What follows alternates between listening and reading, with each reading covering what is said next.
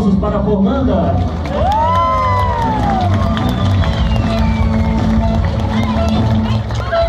Nesse momento, a Jussiane recebe uma homenagem de seu pai, o anel de formatura.